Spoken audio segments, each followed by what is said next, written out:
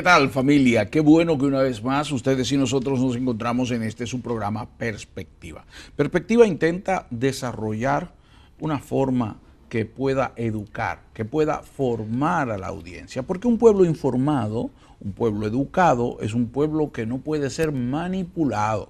Por lo tanto, es importante que nosotros entendamos que hay necesidad de conocer. Una de las cosas que dice la Biblia, que para nosotros es nuestra guía de fe y nuestra guía de vida, es que un pueblo perece porque le falta conocimiento. Así que hoy vamos a tener un tema más que esperamos pueda ser del agrado de todos ustedes, que pueda usted sacarle utilidad a este tema. Vamos a estar conversando sobre ese daño, ese efecto que causa en una persona el tener que hacerse cargo del cuidado de una persona que está de alguna forma enferma, afectada, limitada. A eso se le conoce como el síndrome del cuidador quemado. Hablamos de esto y hace 40 años, por primera vez, el doctor Freudenberg utilizó el término para referirse a una serie de voluntarios que cuidaban y tendían a sentirse decaídos, y 3 años más tarde la psicóloga estadounidense Christina Maslas dio a conocer el término en el Congreso de la APA, y desde entonces lo hemos venido estudiando, hemos venido conociendo, pero aunque es más viejo que el término, porque la realidad ha estado allí durante toda la naturaleza humana, durante toda la historia humana, nos preguntamos si usted está sufriendo o puede estar a punto de sufrir de este síndrome y qué podemos hacer para evitar que esas personas que están haciendo una labor tan encomiable puedan caer en una dificultad y además de un enfermo tengamos dos. Para eso hemos invitado hoy a una querida compañera de trabajo en la consejería. Ella es consejera profesional, ella es capellana, Melissa. Es un placer para nosotros tenerte aquí en este programa. Hace 6 años estás en la capellanía, 4 de los cuales has estado trabajando con el área de los hospicios, personas en esa etapa terminal de ya que están allí. Y me gustaría un poco primero que te presentaras y nos hablaras de esa experiencia. Claro, saludos a todos en este día. Para mí ha sido más que una bendición hermosa el poder disfrutar de la experiencia que he tenido dentro de lo que es el concepto y el programa de servicios de hospicio. Es un programa que inicialmente cuando uno lo presenta a la sociedad, pues tiende a ser un poco apático, ya que es una etapa, ¿verdad?, donde las familias no están, nadie está preparado dentro de esa etapa, y el podernos recibir y aceptar toda la información que el programa provee, pues siempre hay su resistencia. También la experiencia que se establece en ese tipo de vínculos cuando empiezas a trabajar con personas que están en una etapa terminal y sobre todo con los familiares que tienen que hacerse cargo en un tiempo de tanto individualismo, debió darte una perspectiva diferente de la vida, ¿no? La verdad es que sí. La verdad es que sí, porque uno vive las etapas de la vida disfrutándolas en el momento. Y lo menos que uno puede pensar e idealizar es que tenemos que programarnos para el futuro, incluso para la vejez, incluso para la muerte. Y el tema de la muerte, eso es tabú en cualquier cultura. Y es bien difícil, pues, uno confrontar a las familias a esa etapa. Y comienzas en tu proceso, en tu periplo educativo, comienzas haciendo un bachillerato en educación, Sí, y luego te vas preparando en el área de la consejería y llegas entonces a ser una capellana en este tipo de programas. Mucha gente no entiende a veces la función del capellán, y es importante que se entienda que la capellanía es muy antigua. De hecho, su nombre capellanía viene del francés. Y eran aquellos que estaban en medio del ejército y que siempre con su capa cubrían a los heridos y les daban apoyo emocional. Asistían, exacto, asistían. Entonces es un rol bien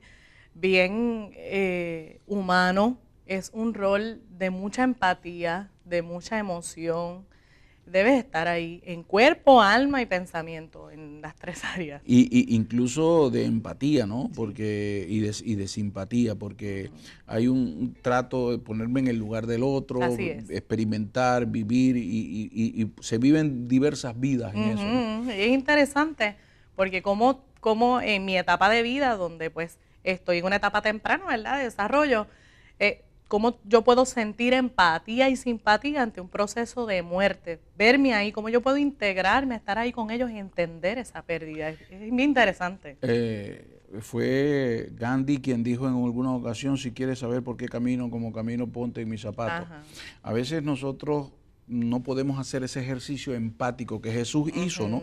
Y es interesante porque aquellos que somos cristianos vemos el mayor ejercicio de empatía en nuestro Salvador. Así es. Y hacer ese trabajo, muchas veces queremos hacerlo de una forma muy ejecutiva, muy distante, ¿no? Y el trabajo que le corresponde al capellán es más íntimo, más cercano. Ajá, incluso me alegra que lo traiga a colación porque hay que mantener un balance. A veces no es ni muy ejecutivo, pero tampoco ni muy espiritual. Entonces hay procesos donde la espiritualidad no necesariamente se desarrolla en ese momento, sino el nosotros poder ser, entender humanamente, porque nosotros podemos tener una nutrición espiritual y un desarrollo y un cultivo porque somos capellanes. Pero donde tú estás, hacia donde tú vas y con quién tú vas a estar, no Es necesariamente. que el momento en el que una persona pasa por una crisis emocional o una crisis existencial, una crisis de salud, entonces nos conseguimos que no hay tiempo para mucha teología.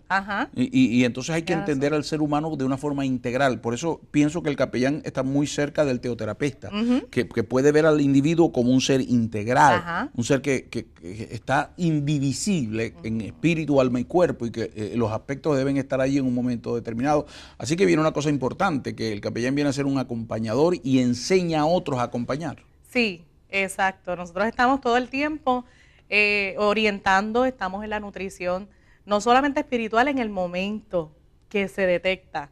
No siempre vamos a estar en esa forzando que la persona mantenga una vida espiritual en un alto nivel, sino que tenemos que tener ese oído preciso y esa visión precisa para hacerlo en el momento preciso sin hostigar. Por eso, y estaré, por ejemplo, con una persona que de repente está viendo una situación crítica, no está viendo lo mejor del día, lo mejor de los días, está viendo el más gris de los días. Entonces, en ese momento más bien lo que necesita ver es la misericordia, el compañerismo, el poder de alguna manera entender toda la situación. Es una etapa bien difícil, vienen muchísimas preguntas, vienen muchos conflictos de fe, vienen no solamente por sí mismos, porque ellos están envueltos y sumergidos en esa situación, sino comienzan a pensar por ese enfermo. Ahora, ¿cuán difícil se le hace a un capellán que tiene que bregar con diferentes personalidades que están en ese proceso pero que siguen siendo personas? Hay personas que de repente su salud se quebrantó, no lo esperaban en una edad que no esperaban que sucediera, o una experiencia muy común que yo siempre me identifico con eso y lo vivo, que son los ancianos que tienen una mente lúcida, que están muy claros, pero su cuerpo no responde. Su vida es entonces muy limitada y hay un enojo, frustración. ¿Cuán difícil es para un capellán eso? Y ya te voy a explicar por qué te hago esa pregunta. Es bien difícil tú empatizar en un proceso de una etapa donde ellos programaron su vejez de una forma. Ellos llegan a una etapa de vida donde a una edad donde ellos comienzan a programar, ya yo me jubilo, ahora yo me voy a disfrutar mis nietos, yo me voy a disfrutar esta etapa, y de momento llega un diagnóstico devastador donde ni te puedes disfrutar tu pareja, porque mientras tú estuviste trabajando todo el tiempo no pudiste ni siquiera disfrutar tu matrimonio en plenitud, porque o ella trabajaba, él trabajaba, y luego te encuentras en una etapa donde no puedes disfrutar a tus nietos, ya lo habías programado, disfrutar todo tu retiro económicamente hablando, recibes un dinero, unas inversiones, no las puedes disfrutar, unos viajes que tenías planeado, que te habías dedicado pagando recursos y haciendo unas cosas, y de momento dices, quiero viajar, quiero compartir con mi esposa, con mis nietos. No te encuentras en esa etapa, llegó un diagnóstico terminal. ¿qué vas a hacer? O sea, es como si la vida, te hubieras preparado toda una vida para echarte para atrás y disfrutar y no pudiste. Entiendo lo que me estás diciendo y me estás hablando desde el ángulo y del punto de vista de la persona, pero me gustaría que me hablaras desde el punto de vista del capellán. Del punto de vista del capellán. ¿Cuán difícil se convierte para ti ejecutar tu función de consolar, de acompañar, de llevar a un capellán? ¿Cuán difícil se le hace eso? Porque un capellán no puede juzgar, un capellán no puede tratar de explicar lo que una persona no entiende. Lo que debe hacer es ayudar a superar o por lo menos transitar por esa etapa. Entonces, ¿cuán difícil se hace eso? Bueno, es bien difícil ajustarte a entrar a esa dinámica de preguntas, de conflictos de fe, como le mencioné. Ellos tienen muchísimas preguntas en esa etapa y ellos ven a uno llegar y quisieran que uno pudiera darle todas las respuestas. Y la realidad es que en la gran mayoría no la tenemos. Fíjate por qué te hago la pregunta. Porque estamos hablando, el tema es el síndrome del cuidador cremado. Ahora, si para una persona preparada como tú, que has venido preparándote, que has venido haciendo los estudios académicos necesarios, que has tenido el expertise, que ya tienes 6 años de experiencia en el trabajo, que has trabajado 4 años en hospicios donde eso se ve todos los días, dices que se hace difícil. ¿Cuán difícil se hace para una persona que no estaba preparada ni capacitada, ni emocional ni académicamente, para enfrentar una situación de ser cuidador de una persona así? Porque esas mismas preguntas se las hace al cuidador. Se las hace al cuidador. Y no solo eso, el cuidador está inmerso emocionalmente, físicamente, espiritualmente, en todas las áreas dentro de la situación, que en cierto modo para nosotros puede ser un poco más fácil porque no estamos emocionalmente ligados a la persona. Y pues, aunque haya una empatía, pero es una persona que pues la realidad es que acabas de conocer, buscas la forma de abordar a la familia, siempre sigue siendo intenso porque mientras es un momento íntimo. Mientras que el cuidador establece un vínculo. Claro, tiene un vínculo porque en la gran mayoría de los casos ese cuidador es su esposo, la amó durante toda una vida, su hijo incluso han habido casos donde el cuidador primario es el padre de ese cuidador, o sea que ahí se brinca lo que es ese ciclo natural de vida de que los padres fallecen primero que los hijos. Entonces se dan todo tipo de perfiles y en este tipo de trabajo. Cada caso que llega a nuestras manos es literalmente opuesto al otro. Es bien mixta la situación que uno encuentra ahí. Una de las cosas más comunes que se da en el cuidador y se le llama cuidador quemado o breakout, porque sencillamente el desgaste emocional y físico que se va dando en la persona es tal que de lo psicológico, de lo psíquico pasa a lo somático, se hace parte del cuerpo y entonces vamos a tener toda una experiencia de que además de una persona que ya está bajo esa situación delicada, tenemos dos, porque entonces el cuidador empieza a ser sobrecargado con esta condición. Sí, es una situación que el cuidador no se da cuenta en muchas de las ocasiones porque están tan sumergidos en asistir constantemente la necesidad que no se dan cuenta. Realmente quien percibe ese nivel de estresor que tiende a ser pues bien difícil tanto para él como para el paciente, realmente son los que están externos.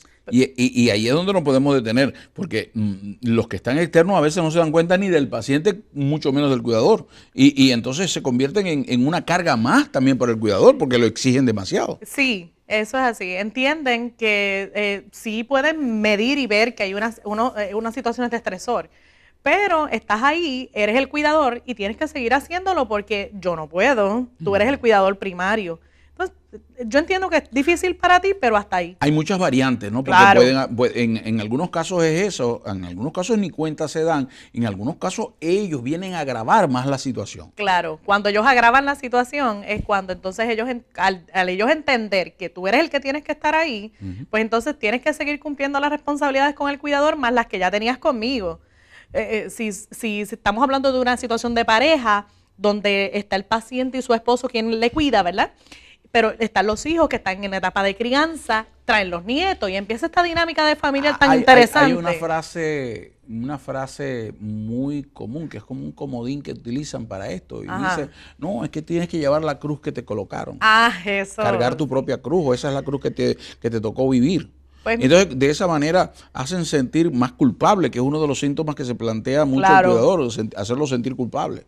hacerlos sentir totalmente responsables, incluso del dolor de ese paciente y de la situación. Porque, Y cuánta impotencia se desarrolla Ajá. en el cuidador, porque muchas veces no haya que hacer, porque lo que haga no es suficiente. nunca va a ser suficiente. La realidad es que nunca va a ser suficiente. Un paciente que está en etapa terminal, Ahora, o un paciente con un diagnóstico crónico más bien. por supuesto. Vamos a hacer una pausa en este momento, claro, y cuando regresemos vamos a seguir hablando del síndrome del cuidador quemado, porque claro, es interesantísimo. No se aparte de nuestra sintonía, que ya regresamos con más de Perspectiva.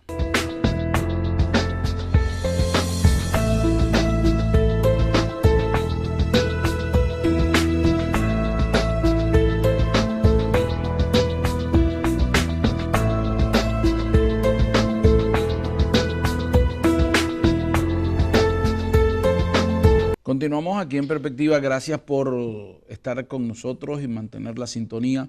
Yo espero que usted esté prestándole atención al tema de hoy, porque sin duda, si usted no lo está viviendo, quizás pueda ayudar a otro y pueda participar para que otro pueda superar situaciones como las que estamos mencionando.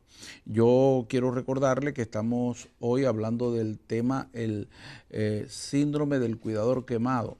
En burnout, que se le conoce en inglés, es un proceso a través del cual una persona viene sufriendo situaciones debido a que se ha dedicado a cuidar a una persona en estado terminal o con limitaciones severas y necesita ser cuidado casi 24 horas al día. Así que de eso es de lo que estamos hablando. Cuando fuimos a la pausa estuvimos haciendo un paréntesis allí, pero nuestra invitada, que es capellana, que es consejera y que ha trabajado permanentemente con el tema en cuestión, nos abordaba y nos hablaba sobre el asunto. Melissa, el hecho en cuestión del cuidador, hablábamos de los familiares y estábamos explicando un poco lo que sucede alrededor. Hay algo interesante. Muchas veces nos encontramos que el familiar o las personas que están en el entorno, en vez de identificar y darse cuenta que hace falta un apoyo, un cuidado, claro, para cuidar al cuidador, porque el cuidador es importante en el trabajo, antes por el contrario le hacen la carga más pesada, ¿no? Le complican más el asunto. ¿Te has podido conseguir con ese tipo de cuadros en tu trabajo? Claro que sí. Hemos tenido que orientar esa composición familiar para que ellos puedan no solamente parar, ¿verdad?, de sus exigencias y poder minimizar los estresores en ese cuidador, sino que se integren al cuidado no solamente del paciente, sino de ese cuidador, como usted dice, porque si no tenemos un cuidador que no funciona, llega un momento donde se ha quemado, como le llamamos, ¿verdad?, y ha entrado en esta deficiencia emocional, física, espiritual, pues él necesita esa cobertura, y si no cuenta con esas redes de apoyo sólidas, consistentes y permanentes, como usted dice, eventualmente hasta el paciente se ve afectado. Los problemas sentimentales, emocionales, las actitudes de pensamientos negativos, la depresión, la angustia, el cansancio físico, son algunos de los síntomas que empieza a presentar la persona a la que llamamos, que presenta el cuadro o el síndrome del cuidador quemado. Ahora, muchas veces el proceso no se ve en las etapas iniciales, ni a la mitad del camino. Y generalmente sucede cuando hace ya crisis o cuando ya entra en una situación también conclusiva el mismo cuidador y es un caos. Entonces la situación es peor. ¿Por qué se da tan a menudo que no es sino hasta que estalla, hasta que explota el cuidador, es cuando se vienen a dar cuenta? Pues mire, eso es bien interesante, porque ellos se han concentrado desde un principio en cuidar y cuidar y cuidar al paciente, que ellos entienden que es razonable perder horas de sueño, ellos entienden, lo justifican y ellos miden y dicen, bueno, ahora mismo la prioridad es mi paciente, pues yo ahora mismo no puedo descansar y no puedo comer a ciertas horas, no puedo recibir visitas ni llamadas ni así, como que se aíslan y se concentran en el cuidado del paciente porque entienden que es prioridad y meritorio. Eso es por parte del cuidador. Ajá. Y también entonces por parte de esa red o familia o amigos que están alrededor, tampoco se dan cuenta. No, porque entienden, el detalle de esto es que ellos entienden que puede ser por una etapa corta. Y ellos comienzan, pues esto es por un momento, surgió esta situación y entre una cosa y otra, pues comienzan a hacer esos ajustes y a aislarse. Pero realmente cuando llega el proceso crítico, llega el momento crítico de ese cuidador, es porque la realidad es que se ha prolongado ese espacio de tensión. Porque fíjate, una de las cosas que he escuchado muchas veces de parte de estos amigos, familiares, Claro, del cuidador, es que dicen, no, es que ella es la persona más apropiada o él es la persona más apropiada porque él sí la entiende, porque a ella sí le quiere. Empiezan a usar una serie de chantajes o manipulaciones emocionales para decir que aquella es la persona adecuada y que nadie más puede hacer el trabajo de ese cuidador. ese es un perfil. Está el perfil donde a veces las personas han notado que hay una necesidad de cuidar a ese cuidador o de cuidar aún más el paciente. Ellos se quieren acercar, ofrecen su ayuda, pero el cuidador dice, no, soy yo el más adecuado. Soy yo el que realmente lo entiendo. Se presentan dos situaciones que pudieran estar presentes. Una, el cuidador que no se deja cuidar y el grupo de apoyo que no se da cuenta del sacrificio o el esfuerzo que hace el cuidador. Tenemos dos cosas distintas. Sí, y se da muy frecuente. Porque ellos sienten que como lo han conocido a este paciente durante toda la vida, ellos dicen, pues la realidad es que no hay nadie más que lo pueda hacer igual que yo. Y tienen razón, nadie lo va a hacer igual que ellos, pero no lo van a hacer mal. Entonces, ellos deberían aceptar que la ayuda que están recibiendo no es exactamente como ellos lo harían, pero tampoco está mal. Una de las cosas que empieza a suceder, porque las consecuencias de todo esto es que empiezan a pasar cosas extrañas y que a veces no se entiende. Por ejemplo, son sentimientos ambivalentes de parte del cuidador, que empieza, en algunos momentos tiene esa necesidad de ser, estar tan apegado, no despegarse nunca de allí 24 horas, no comer, pero en otras ocasiones se siente hastiado y piensa hasta que por qué no se muere y creo que mucha gente piensa en la eutanasia o que la muerte es lo mejor porque no quiere pasar por el proceso. Esos pensamientos ambivalentes se hacen presentes y no son extraños. Son más comunes de lo que la gente quiere. Sí, son naturales realmente dentro del proceso de cambio, porque ellos ya una vez las personas han sido diagnosticadas con un proceso terminal, ya ellos entran en lo que es en lo que es el preduelo y este duelo, ¿verdad? Natural del comenzar a percibir una pérdida de salud, pérdida de tiempo, de relación, de sueños, de ideas, de metas, y ya es un duelo de por sí. Dentro del proceso de duelo hay unas etapas donde entra lo que es la ambivalencia de la ira, de la aceptación y la negación, y ese vaivén de emociones, obviamente, ni el paciente las conoce, ni el cuidador las conoce, ni siquiera los que están alrededor. Hay que validar cada una de las etapas de impresión que ellos van llevando a medida que se van enfrentando cambios. Y otro de las situaciones es el agotamiento, el cansancio, que la gente no se da cuenta que está presente, sino cuando ya es demasiado tarde. Pues, es bien peculiar porque mientras uno esté activo y tenso, uno no se siente cansado, muy probablemente.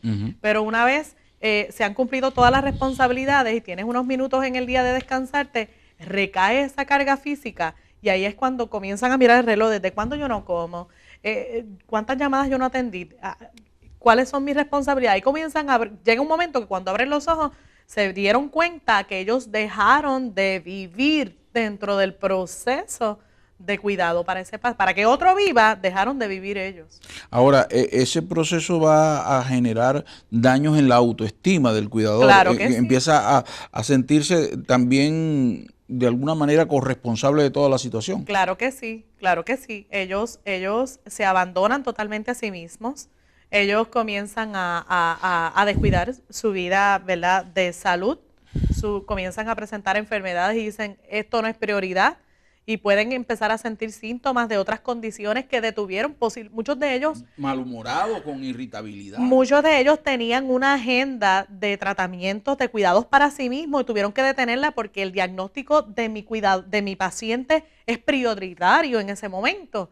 Y ellos detienen a veces diagnósticos serios en ellos mismos. Hay gente cuidadores que tienen algún diagnóstico terminal también difícil, pero como el diagnóstico de este nuevo paciente es más grave, detienen y a veces están 2 pacientes en etapa terminal. Melissa, pero hay otra cosa que no la hemos tocado y tenemos que abordarla. ¿Cuántas veces las relaciones interpersonales de ese cuidador se ven afectadas? Claro. Conozco de casos que han llegado a divorcios, Claro. el alejamiento de los hijos, sus relaciones sociales, sus amistades, empieza a alejarse de todo esto para dedicarse exclusivamente a aquello. Se aíslan. Lo dijiste en algún momento, o sea, dejan de vivir su vida para que otro viva, exacto. Dejan de vivir a sí mismos para que otro vivan. Y es bien interesante porque yo he tenido cuidadores donde han tenido, ¿verdad?, familias donde este paciente ha vivido fuera del país y ellos han tenido que incluso mudarse de país y tener que tomar decisiones prolongadas. Ellos a lo mejor viajan en el momento para estar en el momento del diagnóstico, ¿verdad? Y de ese proceso tan difícil, pero de momento se dan cuenta, no puedo dejar a papi, no puedo dejar a mami, a mi esposo, y tienen que salir hasta del país, perder sus trabajos, porque piden una licencia, pero entonces tienen que estar renovando esa licencia porque programaban un tiempo de estresor estimado de corto tiempo, y de momento cuando esto se prolonga, ¿a dónde va mi vida cuando esta situación se prolonga? Se detiene todo lo que yo estaba haciendo, si yo estaba trabajando, si yo estaba compartiendo con mis nietos, con mi familia, con mi esposo. O sea, dejo de vivir literalmente para que otro viva. Es bien difícil. Así que cuando empezamos a notar empiezan a aparecer estas señales, claro, sería el momento adecuado de empezar a darse cuenta que hay una situación crítica. Yo no diría que hay que esperar a llegar a un nivel de estresor. Yo diría que este tipo de programa, ¿verdad? Este tipo de plataformas son excelentes para que las personas puedan medir y pensar, bueno, esta situación llegó a mi vida, pero yo necesito controlar todo en la medida que pueda a mi alrededor. Porque una vez esta situación de estresor, no importa el tiempo que tome, termine, ¿qué va a ser de mi vida? ¿Cómo yo voy a lograr retomar lo que yo tenía, que era muy valioso, porque hasta hoy lo estaba viviendo, lo estaba disfrutando? Algunos de nuestros televidentes podrán estar en este instante pensando, dice, pero ¿y cómo quieren que yo deje esto? ¿Cómo voy a abandonar? ¿Qué clase de corazón tendría? No. Y yo creo que es importante que se entienda que aquí no estamos diciendo que deje hacer el trabajo. En el siguiente segmento, que dentro de un momento, cuando volvamos de la pausa que tenemos que hacer, vamos a hablar de eso, es cómo trabajar estas situaciones. Pero lo que en este instante queremos resaltar es que hay unas consecuencias que nos pueden establecer una especie de cadena de dolor. Así es. Tenemos a una persona que ya está sufriendo, ponemos a otro a cuidarlo, y entonces va a sustituir en algún momento al otro, porque al terminar aquella etapa, claro, entonces ahora la nueva etapa de dolor y de cuidado la tiene claro, ¿no? Así que estamos creando una especie de cadena de problemas, una cadena de dolores que no deberíamos permitir que sucediera. Claro. Entonces nosotros tenemos que trabajar hacia la felicidad, hacia la paz, hacia tener mejores formas de vida que la del sufrimiento y la del agotamiento emocional y espiritual y físico, ¿no? Entonces aquí es donde destaca el hecho de dar a conocer un tema como este. Es que es una etapa de vida natural, va a llegar, la vejez va a llegar, la muerte va a llegar a la vida de la familia. ¿Qué vamos a hacer? Hemos planificado toda nuestra vida para vivirla, pero entonces, ¿cómo vamos a planificar nuestra muerte y nuestro proceso terminal? Ahora, hay algo que no podemos olvidar, y es que esta sociedad, en tiempos en que la familia era más grande, la familia nuclear y la familia extendida estaban muy cerca, y los abuelos, tíos, primos, todos participaban de la familia, era quizás un tanto distinto, pero hoy en día el individualismo acogota a la sociedad.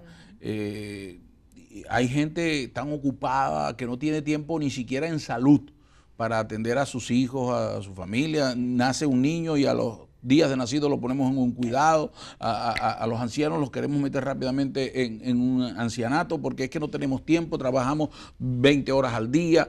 Entonces yo creo que se complica mucho más el asunto, esto lo hace un poco más tenso, ¿no? Es bien difícil porque es como usted dice, si desde un principio esa relación no se ha dado, es bien difícil cuando entonces llega un momento en la vida donde hay ciertas relaciones naturales que tienen que enlazarse un poquito más, nunca han estado cerca y están en un momento de estresor donde yo te necesito, pero nunca te busqué durante toda la vida, pero ahora lamentablemente te necesito.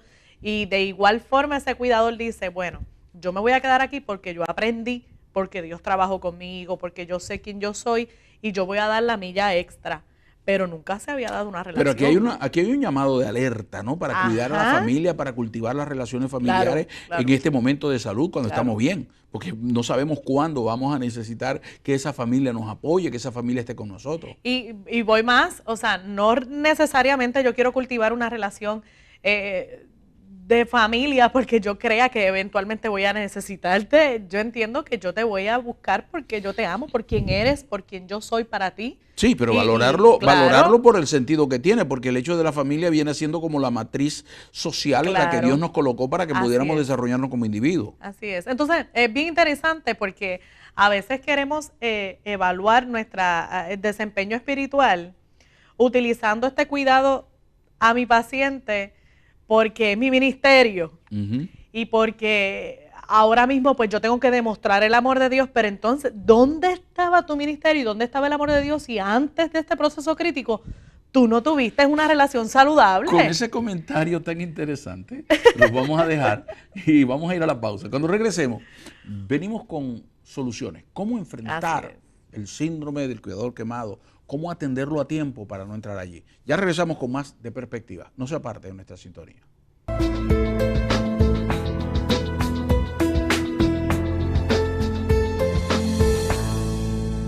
Regresamos a su programa Perspectiva. Gracias por mantener la sintonía. Les recordamos que usted puede comunicarse con nosotros a través de todas las redes sociales que tenemos a su disposición. Todos esos contactos que aparecen durante la programación en los cintillos, a través de Google Plus, a través de Facebook, a través de YouTube. Usted puede mantener contacto con nosotros y escribirnos, dejarnos saber su opinión. Por favor, es tan importante para nosotros saber qué opina del programa, qué le gustó, incluso lo que pudiéramos mejorar. Todo eso se lo vamos a agradecer. Para mí es sumamente importante que usted me deje saber si estamos haciendo el trabajo, si estamos cumpliendo. Hace poco una dama me saludaba y me decía que ella, una anciana linda, una dama linda, me decía que ella veía el programa y que le gustaba mucho ese programa. Me reconoció en algún lugar donde estaba. Hasta ella llegué mi saludo y mi abrazo, le dije que la iba a saludar y aquí lo estoy haciendo. Bien. Continuamos con nuestra invitada, Melissa Vázquez, es capellana. Ella trabaja como consejera, acompañante en esos hospicios donde se vive la experiencia de personas que están tanto en su casa como en lugares confinados debido a una enfermedad o a una situación que les ha llevado allí, y ha visto toda esta experiencia. Por eso la invitamos, porque no solamente tiene el conocimiento teórico, sino que tiene el expertise práctico de esta realidad. Melissa, ahora vamos a hablar, hemos identificado las consecuencias, las situaciones, hemos hablado un poco de todo lo que es la definición del proceso del cuidador quemado. Ahora, ¿cómo podemos hacer para, en primer lugar, identificar que esa persona puede estar entrando en esa crisis llamada síndrome del cuidador quemado? Pues, particularmente cuando estoy trabajando una familia y llego de entrada, una vez hago la entrevista inicial que medimos cuál es la distribución de tiempo que tiene ese cuidador primario para ese paciente, ¿verdad? Dentro de esas preguntas intentamos medir cuánto tiempo se dedican a sí mismos. Y ahí comenzamos a ver que, una pregunta abierta, ¿usted comió? Antes de irme intento hacer esa pregunta. ¿Usted almorzó? ¿Ya usted almorzó? ¿Ya usted desayunó? No, no he podido. Pues vaya hacia ahora, siéntese y coma algo. Es que no tengo, ¿verdad?, el deseo, el anhelo. Y yo trato de inyectarle, ¿verdad? Pero toda familia que se acerque, ya sea para compañía, ya sea para algún servicio religioso, ya sea para cualquier familiar, bien importante que cuando usted llegue allí, no llegue allí a tratar de ocupar ese tiempo, al contrario, que llegue a servir y comience a preguntarle, ¿usted comió? ¿Usted descansó? ¿Usted de alguna forma qué has hecho hoy? ¿En qué te puedo ayudar? Y llegar a bendecir, a servir, porque en muchas ocasiones llegan a sentarse, a hacer preguntas, ¿cómo está el paciente? ¿Cuáles han sido los cambios? ¿Para qué? Si realmente no están ofreciendo la ayuda que ese cuidador necesita. Hablando del cuidador, tenemos que decir que una persona que se agota físicamente y emocionalmente puede convertirse, en vez de una ayuda, en una carga más para el enfermo o para la persona con dificultades, para el cuidado. Claro que sí, porque entonces ese cuidador, si usted llega como visita, ya sea dentro del perfil que sea, ese cuidador va a querer servirle a usted porque sabe cuidar. Entonces, a veces tiene que dejar hasta el cuidado del paciente para tratar de cuidarlo a usted o recibirlo, ser un buen anfitrión cuando usted llega. Pero, ¿para qué? Si realmente quien necesita en ese momento sentarse, almorzar, poder coger un tiempo de descanso, hablar de otro tema que no sea del paciente o de la situación que están enfrentando. Preguntarle si él ha tenido seguimiento de sus citas médicas, si para el día de mañana podemos programar que alguien se quede para que él pueda ir a una cita médica, para que pueda ir a la iglesia. Eso es tan importante. Muchos de estos cuidadores han sido líderes en la iglesia, han trabajado por muchísimos años y de momento solamente reciben visitas. Está bien, pero algunos de esos hermanitos se pueden quedar o alguien puede ofrecerse para quedarse un tiempo para que ellos puedan tener lo que le llamamos el tiempo de respiro. Consejería, nosotros en este campo le hablamos de tiempo de respiro. Es un tiempo y un espacio personal para ese cuidador, para lo que quiera. El sacrificio absoluto, esa entrega sin límites, más que ayuda, lo que puede estar generando es todo lo contrario. No tiene sentido, entonces, porque si yo no estoy saludable para cuidar a la persona, a lo mejor voy a dejar a esa persona más desasistida que antes. Claro que sí, claro que sí. Incluso hemos tenido cuidadores donde nosotros hemos tenido que levantar una alerta porque han fallado incluso en los tratamientos que se supone que se sigan tras una orden médica. Sí, porque el agotamiento claro, a veces... Claro que sí. Entonces, a veces hemos tenido problemas donde se hace una orden médica, clínica, y cuando, ¿verdad?, se le da seguimiento, no se le ha ofrecido ese medicamento, no se le ha ofrecido las comidas a tiempo. Cuando le preguntas, lo olvidé. Pero... O sea, que deberíamos entonces tomar estas situaciones cuando se presentan de una manera más programada, más organizada desde el principio. Prepararnos para no decir que prevenir el síndrome sería lo más adecuado. Sí, y se puede prevenir el síndrome, porque una vez nosotros, ¿verdad?, entramos al programa, en este caso el concepto del programa busca no solamente cuidar a ese paciente, busca también cuidar al cuidador, ¿verdad?, y orientar a toda la comunidad que está cerca. Y en ese aspecto, pues, hemos logrado abarcar a muchas familias y bendecir a muchas familias. Pero no todos los pacientes que están, o todas las familias que están en este proceso, todos los cuidadores han tenido la oportunidad de tener un programa como este. Entonces, ¿qué vamos a hacer? ¿Cómo vamos a orientar a las familias dentro de nuestras iglesias, dentro de nuestras comunidades, en la sociedad, para que ellos puedan entender, bueno, estoy entrando en una etapa difícil, no sé cuánto tiempo me va a tomar, ¿qué voy a hacer? Exactamente. Debería haber alguien que pudiera estar ayudando a pensar de cómo organizar, cómo planear toda la estrategia, porque una especie de batalla claro. o de ascenso en una montaña es un proyecto que hay que asumir y que debería entonces prepararse para hacerlo de la mejor manera. Y la realidad es que ese momento nos toca de imprevisto, no lo habíamos pensado, no quisiéramos pensarlo, pero llegó el momento. Como aquella frase que dice que se sienta a calcular cuánto va a costar el construir esa torre para no quedar a la mitad del camino. Las personas piensan que es poco el tiempo o que, pues, no piensan que van a rendir con resistencia el tiempo que sea. Y la realidad es que a veces nos abrumamos mucho más pronto de lo que pensábamos por no haber programado que esta situación de estresor iba a ser a largo plazo. Así que entonces haría falta que en vez de darle la carga a un solo cuidador, si pudiera haber una red de apoyo. Pero claro, es que esa es la manera más saludable de que ese cuidador pueda mantenerse vivo dentro del cuidado de otros. Melissa, y es saludable no solamente para el cuidador, también es saludable para el cuidado, porque el cuidado al ver a más gente participando se siente más querido. Amado, incluso hay familias que han tenido este proceso difícil donde les ha servido de enlace y de unión, han venido personas de otro país, han venido a acercarse y a ayudar y a colaborar, no puedo negar, ¿verdad?, que he tenido casos excelentes, familias preciosas donde han podido integrarse, iglesias donde se han destacado de manera extraordinaria. Sí, donde se ofrecen, mira, yo voy a estar, te puedo cumplir un turno de 2 horas. Sí. O 3 horas. Sí. ¿Los necesitas?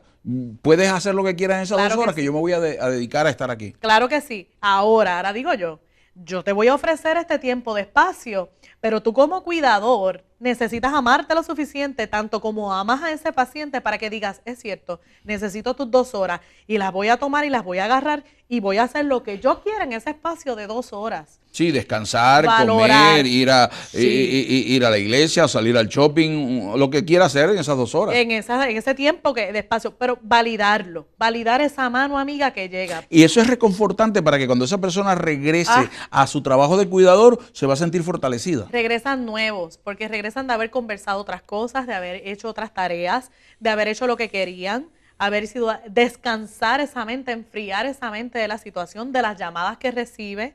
Es bien interesante poder servir de ayuda. Incluso esa mano amiga que llega a ofrecer ese tiempo se siente satisfecho de haber hecho una obra voluntaria, de una obra que bendice no solamente al cuidador, sino a ese paciente. Pero ahí es donde viene entonces la importancia que tiene, que hablábamos de la red familiar, la red de cuidado, la red amistosa, esa red de gente que ama y que puede trabajar. Y yo creo que aquí entra en juego, mencionaste iglesias, mencionaste grupos de apoyo, la familia extendida, pero que si alguien es amigo, que si alguien es hermano, que si alguien tiene un vínculo, debería demostrarlo de esa manera, ¿no? Debería demostrarlo, claro que sí. Pero también hay algo bien importante que hay que señalar y orientar, ¿verdad?, a cada uno de los cuidadores, que en muchas ocasiones esas redes de apoyo no existen. Porque, o como les mencioné, hay que fomentarlas, hay que hacerlas. Sí, pero es que realmente, ¿verdad?, buscamos la forma de encontrar y no las hay. Hasta yo he visto dentro de las orientaciones que hemos ofrecido que honestamente ellos están solos, son familias que vienen de otro país, de otro pueblo, aún aquí en Puerto Rico. Pero ¿qué sucede? Que entonces ese cuidador tiene que amarse lo suficiente para decir, yo necesito mi espacio personal para vivir este tiempo de vida. Y disculpe, ellos lo que tienen que exigirlo para sí mismos y buscar, si no lo tienen, pagarlo. Por eso digo, hace falta crear, formar, buscar, porque una forma puede ser pagar, pero otra forma puede ser, mira, yo asisto, voy a la comunidad de fe más cercana que tenga y pido ayuda. No, pero es que tengo cuidadores que también dicen, yo no tengo por qué pedir ayuda, o realmente si la gente sabe que yo estoy pasando por esta situación, ¿por qué ellos no me ofrecen ayuda? O sea, que cada familia tiene su manera de evaluar y sus características. Sí, su característica. Entonces a veces son, ¿verdad?, personas que en la vida se han sobrepujado sus cosas y eventualmente cuando están en un proceso de necesidad no saben pedir ayuda. Entonces bien interesante porque pueden estar con el agua hasta el cuello, tienen recursos económicos y no pagan por eso. O sea, ¿cómo yo voy a estar envuelto en un estresor tan difícil, tengo recursos económicos y no soy capaz de amarme lo suficiente para pagar y decir, bueno, yo voy a pagar para que esté cuidado un rato, unas horas, una ama de llaves para que venga y me atienda porque yo necesito atenderme? Sí, y hay recursos también que los ofrecen los gobiernos municipales, los gobiernos estatales, los gobiernos centrales de un país o de un lugar ofrecen este tipo, lo que hay es que averiguar. Canalizar las ayudas, buscar la manera de encontrar ayuda. Hay personas que se ahogan por sí mismos porque entienden que ellos quieren hacerlo, a veces porque quieren hacerlo, a veces es el paciente que reclama que sea ese cuidador en específico. Tuvo una familia que fue bien difícil hacerle valer a ese cuidador. El cuidador quería salirse de ese espacio tan centrado. Pero fíjate que ahí entra en juego el trabajo que realizan los capellanes, el trabajo que hacen los ministros, las personas que pueden venir de consejero para ayudar al paciente también, en hacerle entender la necesidad que tiene el cuidador. Claro que sí, porque en muchas ocasiones tenemos este paciente que castra el tiempo, las emociones, la salud de ese cuidador primario, porque ahora soy yo la que estoy enferma o el que estoy enfermo, tú eres mi hijo y me tienes que atender, porque siempre ha sido una relación de dictadura o una relación severa y nunca se han sopesado, ¿verdad?, las necesidades individuales y ese espacio personal no se ha respetado. Y entonces cuando llegan en esta etapa exigen ese tiempo, no tienes que ser tú, y pueden haber 10 manos, pero tienes que ser tú. Entonces, el cuidador tiene que amarse a sí mismo para decir, no, espérate, yo te estoy cuidando y mira si te amo, que no te estoy dejando solo y te estoy consiguiendo a alguien para que venga a estar aquí contigo. Tienes que ser firme. Sí, porque muchas veces el paciente, y eso lo digo yo desde mi propio punto de vista, Claro. porque he vivido la experiencia de estar bajo cuidados Claro. en un momento determinado. Claro. A veces hay alguien que uno se siente más cómodo que con otro. Sí. Pero uno tiene que entonces aprender a establecer y alguien tiene que ayudar al paciente a entender eso, ¿no? Sí, a entenderlo y a entender qué cosa es necesaria y qué cosa es prioritaria. Qué cosa no tiene quizás la urgencia que ese paciente determina. Por ejemplo, yo tuve un caso en una ocasión donde ese paciente quería que todo el tiempo, de lunes a viernes, ¿verdad?, se aseara, se bañara a las 2 de la tarde puntual. Y si a esa hora había que comer, si a esa hora había recibido visitas, no, se formaba una situación bien intensa en la familia porque a él había que bañarlo a esa hora. Y cuando se le cuestiona al paciente, ¿por qué tú quieres que sea? Porque yo dije que era esa hora. Entonces, ese paciente hay que llevarlo a conciencia de que entienda, eso no es prioridad. O sea, en ese momento, la medida que ese cuidador pueda atenderte va a ser sumamente valioso. Valora, valida esas manos, ese cariño, ese afecto, ese tiempo. Pero no, a veces llega un momento donde ha sido tan prolongado que entonces ahora yo establezco cómo, cuándo y quiero que se me cuide. La conversación ha sido muy amena y hemos estado trabajando con este tema, el síndrome del cuidador quemado, pero tenemos que ir a una pausa, Melissa. La última pausa para que cuando regresemos vamos a estar cerrando este programa que interesantemente creo que todos deberíamos prestarle atención y una vez que este programa sale al aire, lo posteamos en YouTube y me gustaría que la gente lo volviera a ver porque creo que tiene mucha información que podría sacarle provecho. Vamos a la pausa, ya regresamos con más de Perspectiva.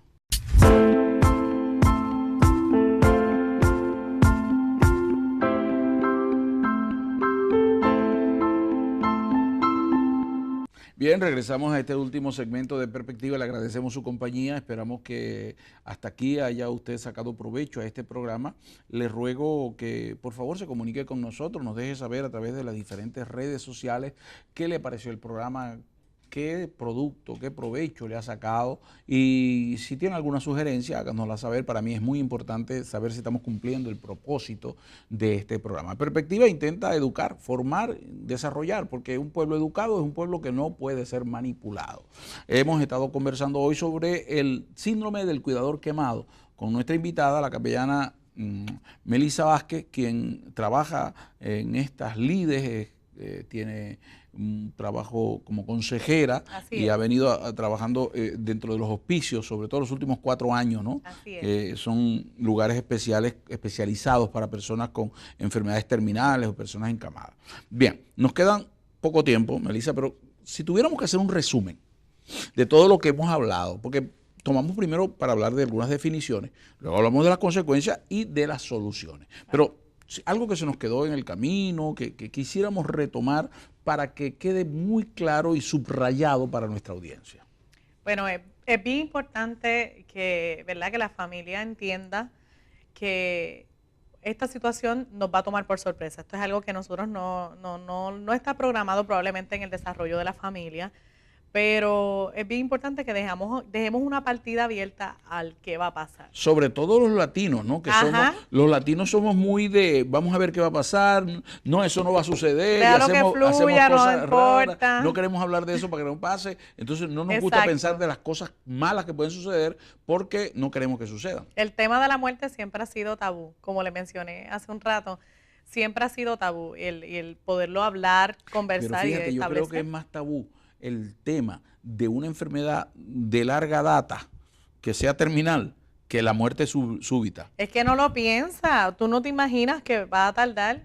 La gente piensa que en un proceso de enfermedad, ¿verdad? Pues por lo general, si no se sana, pues... Así que entonces la primera recomendación que diríamos en este resumen es que deben estar preparados, que ante esa situación hay que asumir una actitud de estratega.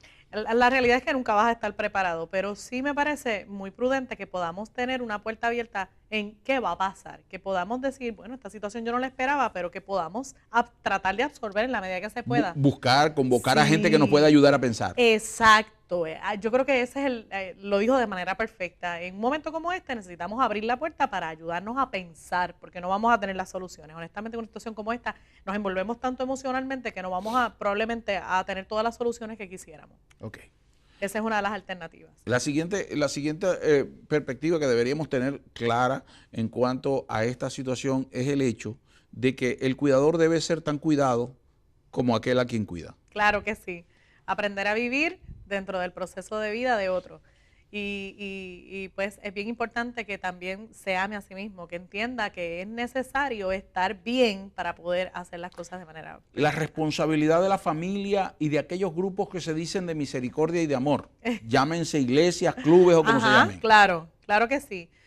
Cumplir con esas responsabilidades, que no hagamos promesas, ¿verdad?, que no se puedan cumplir, porque si usted no le pela esas redes de apoyo, no tienen suficiente tiempo disponible para poder ofrecer ayuda a ese cuidador, pues no se comprometa de más, que por lo menos comprometan una meta realizable.